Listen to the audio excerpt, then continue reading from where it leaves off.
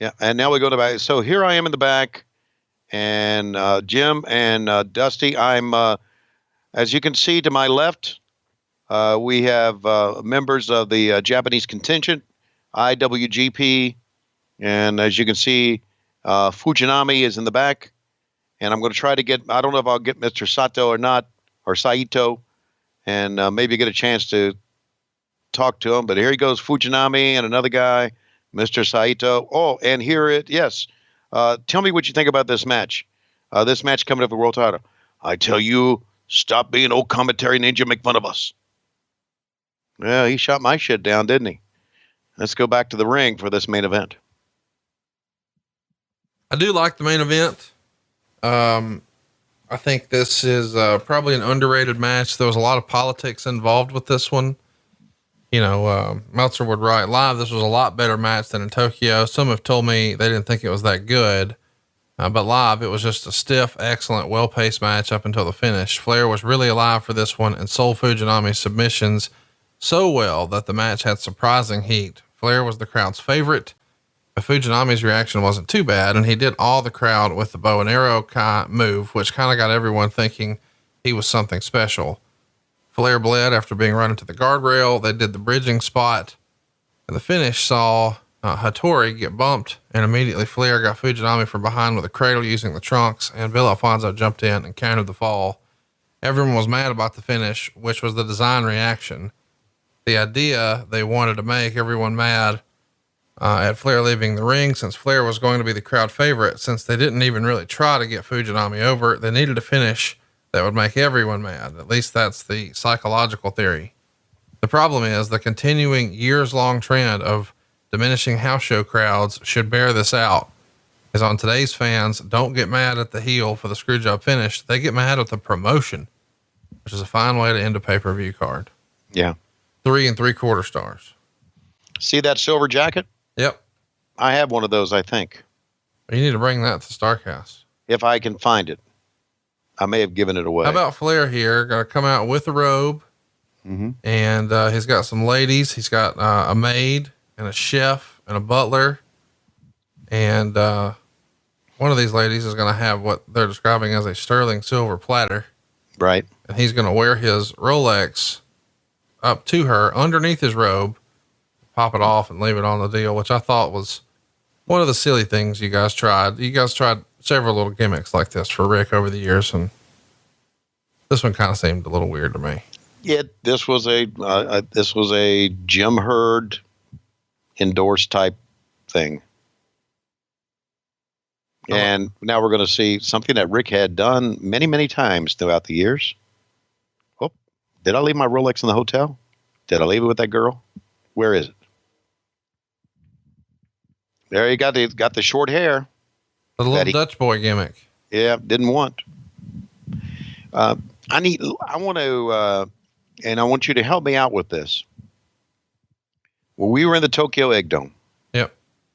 Earlier in the year. Yep. Fujinami beat Flair. Yep. We came back with the world title belt. That's right. I remember we were in Roppongi in Japan, in Tokyo afterwards, and we were all in the bar, and I was talking to Dusty about this, that I didn't understand how Flair lost the title, but we didn't give him the belt. And Dusty basically said, we're going home with the belt. That's it. What happened there? Did we screw over New Japan Pro Wrestling or IWGP or whatever and say, yes, we'll give you the title, but we're going to keep the belt and not let him have the belt? You got to remember the world was, this is pre-internet. So it was presented two different ways. During the show, it's announced that the world title is on the line, the NWA world title, but not the WCW world title. Now in the US, people consider those championships to be the same and represented by the same belt. Right. Well, everywhere people consider that. And the announcers said that the IWGP heavyweight title was also on the line, even though they didn't say that during the introductions. The Japanese crowd believes that Fujinami beat Flair by pinfall. Therefore, he won the NWA World Title. But the title change was completely ignored in the US, claiming that Fujinami was disqualified for throwing Rick over the top rope, and therefore he did not win the match. Right. I remember that. So they do the rematch here, and they're going to see Flair regain the NWA title, but realistically, WCW is just going to say that it was a successful title defense against Fujinami. So it's acknowledged by the NWA, but not acknowledged by WCW. And that makes no sense, but technically those are separate things, but I guess they're represented by the same belt. Hopefully that's just as confusing for you as it is for me. But the reality is, you know, they let Fujinami, quote unquote, win the belt that night, and then later said, nope, didn't count. Threw him over the top rope. So it was a DQ. So the belt came home. Yeah. And if I recall, JR and I were the announcers to voice over the tape afterwards. So we did say that. And I remember, you know, the over the top rope, we had to explain that. But, and all that being said, I just thought, and I was kind of, you know, at this time I was very sensitive to bad finishes.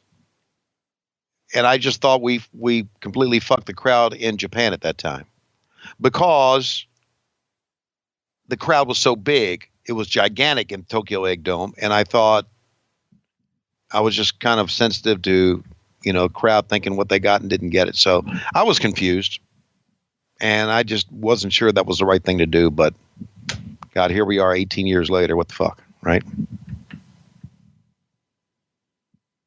There's the bow and arrow that Flair got everybody's attention. Mm-hmm.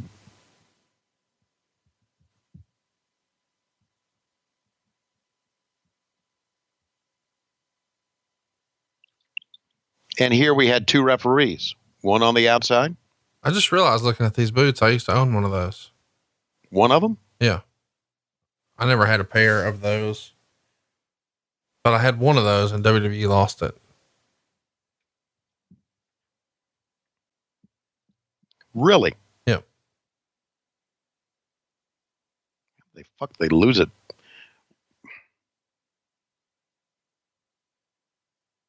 It's pretty cool. They're doing some pretty good stuff here. Yeah, they are. Flair's selling his ass off for him. Yes, he is.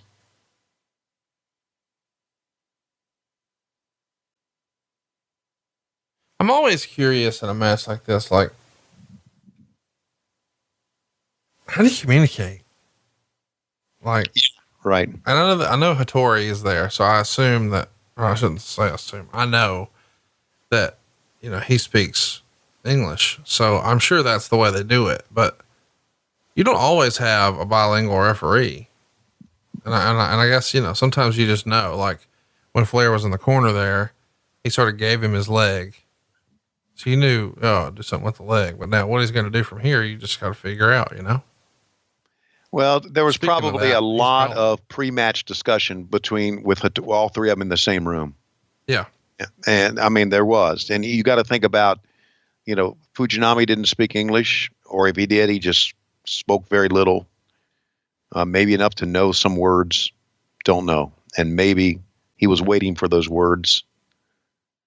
But I mean, think about all the years that guys wrestled in Japan or Japanese wrestlers wrestled over here. We saw Ring of Honor, and we saw that championship they had, that championship match, which I thought was very good. And I don't know how much English or Japanese were. I just don't know, but they've always seemed to have good matches. So, but you're right. Hattori was the red shoes before his time, right? Or is red shoes here too? Yeah. I mean, that's like that. That's who he is. Yeah. But he's not the same red shoes who they use now, who got a big pop. Remember at the Ring of Honor show? Am I right? Yeah. Yeah. Forearm shot, try to get a cover, 1-2. Fujinami's coming to Starrcast. How about that? That is cool. That is absolutely cool.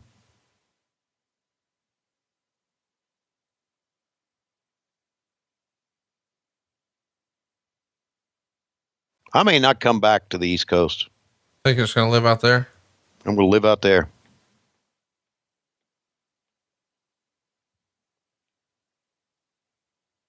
Oh, missed that one.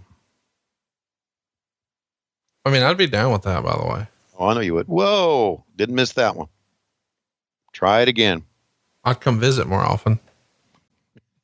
I guess I'd be welcome there, though, you know. You're welcome here. No. You know you are. Your wife's told me I'm not allowed. Well, I know. Too much dog hair. Yeah, no, it's more than just that. But you've been to my house 38 times. I've never been to yours. I know. I'd like to come there 39, 40, 41, 42 soon. But we're doing a big Starrcast planning meeting here a couple weeks. Really? You want to come? When is it? It'll probably be out of here, but I think it's like the 2nd, 3rd, and 4th of May. Oh my God. I think I can make it. It'd be fun. 2nd, 3rd. Can I bring Bug? Yeah, please do. I'm going to need to. Because I need him to be with me for this. One of my dogs got struck by a car over the weekend. No. Yeah, everybody's fine. No broken legs. Nothing wrong. Was it baby? Just yeah. Oh, no. She's stupid. Yeah, but she's a cool stupid. Yeah, she's alive. Yeah. And fine. Just sore. Don't let her outside, man.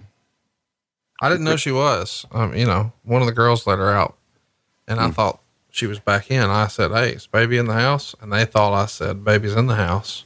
Oh my God. She ventured up there. I mean, that's dangerous going way out of your neighborhood there. No, it was on my street. Oh, okay, good. So it wasn't like major traffic or anything. All right. Well, so anyway, yeah, I think I can make that. What do you think of Fujinami here in the main event? You know, we haven't really talked about him as sort of a viable pay-per-view attraction. You know, you guys were trying something different here with, you did the Japanese Super Show, and now here is the rematch. He's their top in New Japan, he's their world champion. He's their top star.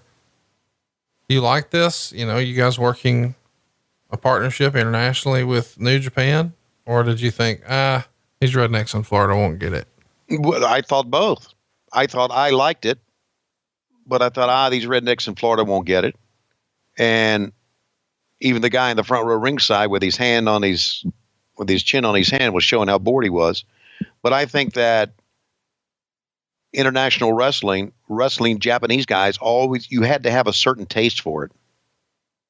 I think, especially, go back to this Ring of Honor show that we saw at Madison Square Garden. The fans had a taste for it. And the reasons fans had a taste for it is because that you now see New Japan Pro Wrestling on American TV. And I think back then it would have served much better if fans would have been able to see it. Of course, we're just beginning with the internet revolution back then. I understand that. The world's going to get smaller now once the internet explodes. And really, for most of these fans, with the exception of what we said on TV, Tatsumi Fujinami was they didn't know who the hell he was, right? Right. So it was a hard sell. But if you really like wrestling, if you really appreciated what guys could do, like we're seeing right now, and look at this, man. And JR is going to say after the match, and they finally show it, the way Fujinami's chest looked at the conclusion of this match. But if you really appreciate wrestling, which we did and I did, you got to love this match. And you got to get out of your mind who's a bad guy, who's a heel, babyface heel, doesn't matter. They're just having a great match. And they did, I thought. And they had one in Japan as well. I thought there were some great things. JR and I were at the Egg Dome. We didn't commentate on the matches there that night, but we stood over on the side, had a great shot, and watched all the matches and enjoyed every bit of it. And I still do, man. I love the Japanese style now, the strong style that they call.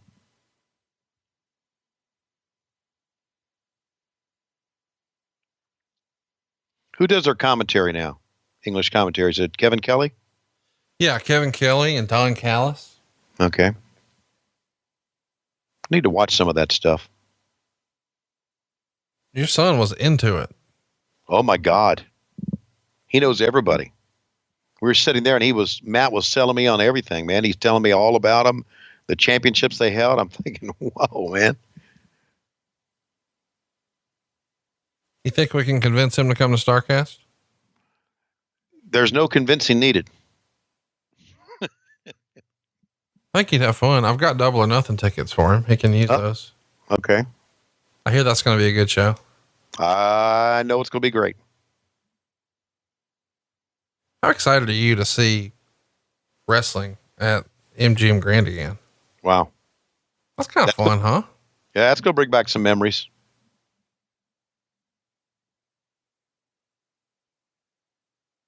Do it again. They're talking. Oh. That bridge spot fell in his head. Mm-hmm. So Flair's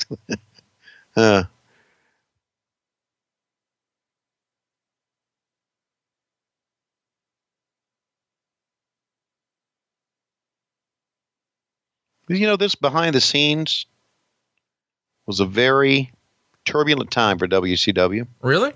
Oh, yeah. Because, Flair's getting ready to leave. He's unhappy. He cut his hair. He didn't want to. And I say that because I was, Flair and I were friends. So, I would hear his side of the story. Dusty had just come in as a booker. And I don't think that had anything to do with that. And Jim Herd coming up with wanted crazy over the top shit like Oz and, Big Josh with the Bears and shit like that. It was a very turbulent time. And of course, later in the year when Flair would leave, that was very disheartening to many of us, at least someone who's a friend of Ric Flair's like I was, that believed in Ric Flair, that it was very much Ric Flair against Jim Herd in many ways. And Herd was your boss, but you always sided with the guy who you knew drew you money. Flair's going to go face first here, right? Or he's going to try to. He was trying to go face first there. Fujinami wouldn't back up.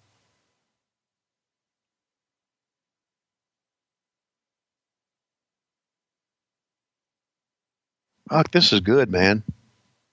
Yeah, I mean, I think this is a good match. It does prove though that even though it is a great wrestling match, fans just aren't emotionally invested in Fujinami here. Right. If this match happened today though, people would go nuts. Right. Now I think there's a greater appreciation for the athleticism and the quote unquote work rate. Back then they wanted to care a little more about the issue, about the story. Sure. They wanted to cheer and boo someone, and there was really no one to boo here. Well, I mean, I think the old school Southern thing is let's boo the foreigner. Yeah, that's right. He's from Japan. We don't like him. Let's remember Pearl Harbor shit.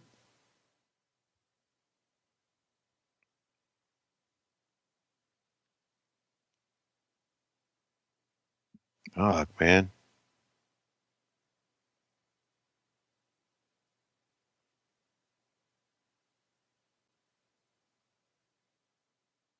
I need to have Matt Schiavone watch. Oops, didn't go over with him. I need to have Matt Schiavone watch this match. He'd dig it. Well, you're not kidding, he would.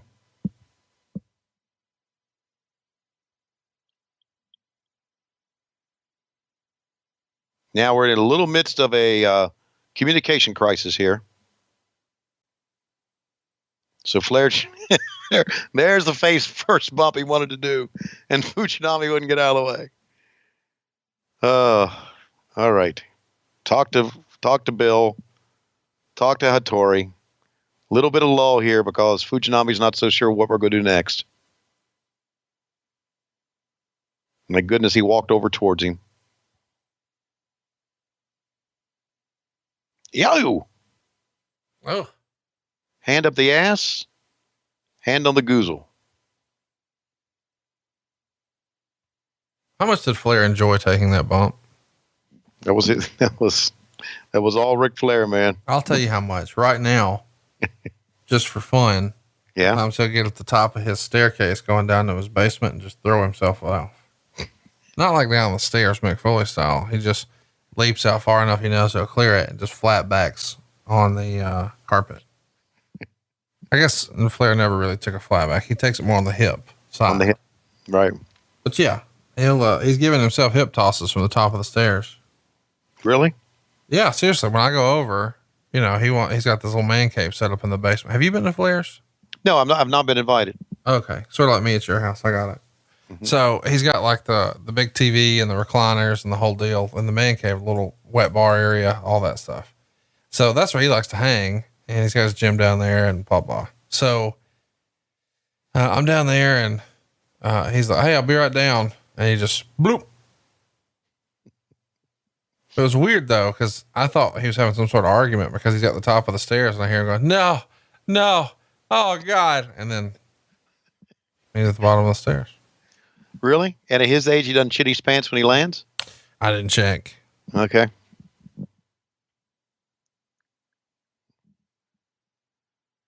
Real question. Do you think he blades during the roast? When people start beating him up a little bit, do you think he just zip? Oh, thank you for that. Do you think? I don't know.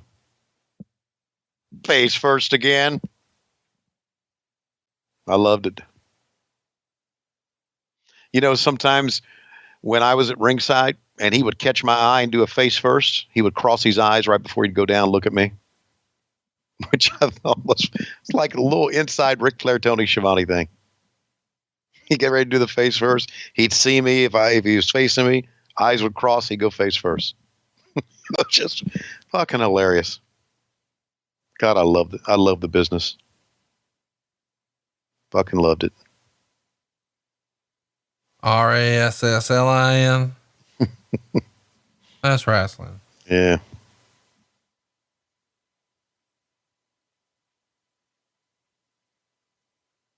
One, two. Could he win it? No. I did like that spot though. You don't see the body slam collapsing often enough. No. Well done. We're taking it home here now, boys. Flair's letting him know.